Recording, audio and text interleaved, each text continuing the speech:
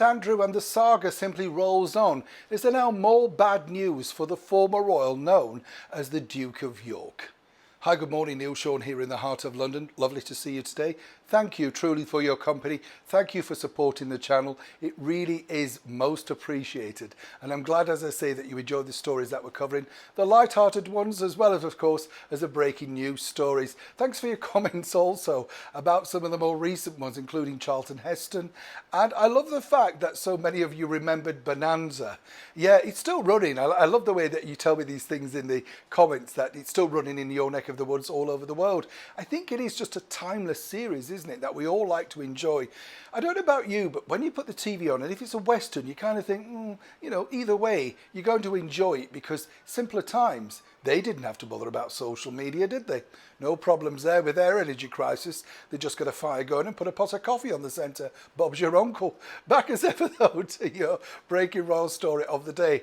This is a more serious story, in fact, because it all truly centres on the fact that there's a growing concern over here as to whether the former royal known as Prince Andrew, the Duke of York, will or should be allowed to attend the forthcoming memorial service at Westminster Abbey for his late father, the Royal Highness, of course, the Duke of Edinburgh, Prince Philip. Now, we like to remain impartial here on the show, and as I often say, please keep your comments clean.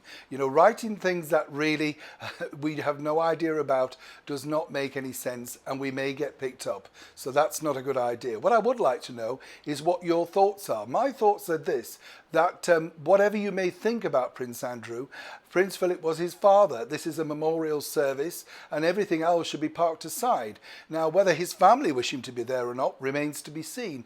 It's very difficult because we are told that certain elements of it may be filmed. I'm not sure how much is going to be yet, but that could be a big problem, of course. And the bigger issue really is this, that when he does attend, or if he attends, then of course the issue is everybody will be looking towards him. And who will he there be with, should we say? Will he be supported by his former wife, Sarah Ferguson, the Duchess of York? Will his children be there, Eugenie and Beatrice? So, the problem with that is that people don't necessarily want the focus to be on him, and neither does our gracious Majesty the Queen. The focus truly should be on the wonderful life, that of service, true also, that Prince Philip gave to this country. That's the whole point of a memorial service. But because of the mess and the times that we're in right now with certain members of the British monarchy, it's going to be really difficult. Now, I would suggest that Prince Andrew would wish to remain and attend.